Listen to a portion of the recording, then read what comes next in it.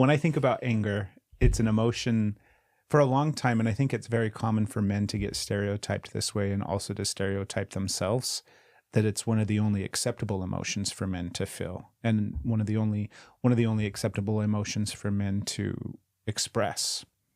Because I remember feeling very angry as a child, feeling like I had a lot of bottled up anger. Now, that could have just been a whole bunch of different things, right? It could have been energy that was just kind of like bottled up as a fucking kid that had to, sit at a desk for 8 hours or whatever, right? There's a lot of explanations. But when I think about anger, it's something that I remember when my dad would get angry and how scary that was. Sometimes it would result in physical abuse. It wasn't, it's always this caveat of trying to it wasn't this level of physical abuse. It was just this level of physical abuse. And truthfully, I don't think it really matters at this point. The fact is, a little kid was afraid and was being physically hurt. And so I associated that a lot with anger. My dad was kind of like the representation of what anger was and the outward manifestation of what anger is, in a sense. And then my mom at times would have these anger outbursts that would also sometimes come with physical abuse and physical violence. And so it wasn't something that was really obviously displayed in any sort of healthy way. I had 2 older brothers, and so a lot of anger was expressed violently between the 3 of us, whether it was through fighting and roughhousing, right? Roughhousing is like the sugar coating of siblings beating the shit out of each other. Quit roughhousing. You mean fighting? You mean hitting each other? You mean making fun of each other? You mean, all of those kind of things. So we roughhoused a lot.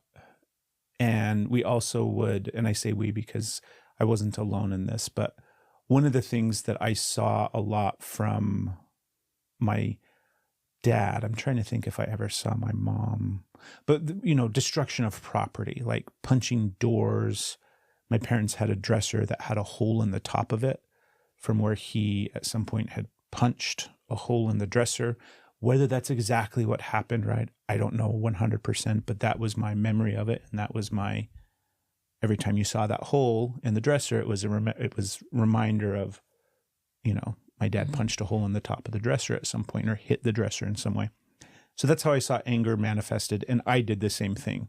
I had a bedroom door. My bedroom door was so full of holes and broken and damaged from years of all 3 of us, meaning me and my brothers, punching it, kicking it, pushing it, just destroying it. And also the rest of the house. I remember very clearly punching holes in walls and hitting things, and just very like this outward physical manifestation of the anger that was inside. And that was kind of the only way that I ever saw it handled. So it didn't really go very well for me. Yeah. You can imagine a little boy growing up that way, and then what that anger would continually kind of manifest as, because it's not like it stopped when I was a kid. I would still hit things, punch holes in things. At some point I learned that I would get in trouble if I punched, like if I damaged something that then had to be repaired, I would get in trouble and I would be punished.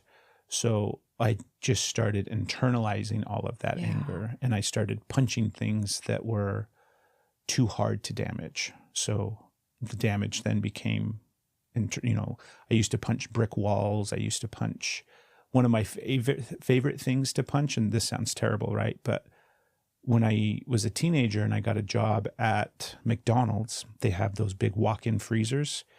And those big walk-in freezers are like big metal, heavy duty walls, right? It's like this, it's a big walk-in freezer. And I used to go in there and just punch the shit out of those walls and those doors because I couldn't damage them. So it was a way for me to release a lot of anger. And I didn't fight with a lot of people. I didn't grow up. I mean, I fought with my brothers, but I wasn't like growing up fighting and getting into fights with people or friends or other boys or teenagers or anything like that. And oftentimes it was just internalizing the anger and the rage inside of me because I didn't have another outlet for it. I didn't have another way for it to be processed and communicated, right? It wasn't like I had a lot of opportunity to like sit and talk about my emotions or to process what I was feeling and verbalize all those kind of different things.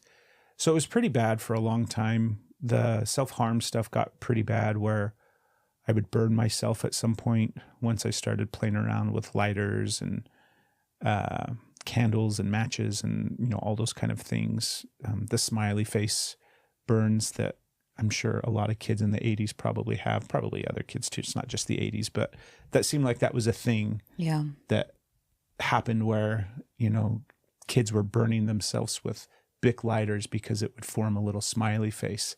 But I always, you looked at yours, didn't you? I know I think we've done this before too, but do you have one on your left hand? I've got one on both hands. My smiley face is on the left and the overburn, which is an A, is on my right hand. Your smiley face.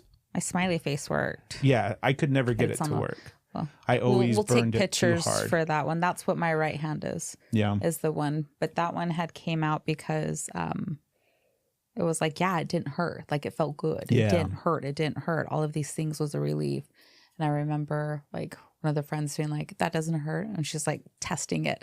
So pushed it in, like got it hot and pushed it in his heart, like looking for a response. And I'm like, yeah, right. This isn't shit. And so that's why this one is messed up, because not only was it like, it doesn't hurt me, but it was like, go ahead. You can't even burn me. Wow. Like it doesn't hurt. Like you think this is scary? You think this hurts? Police.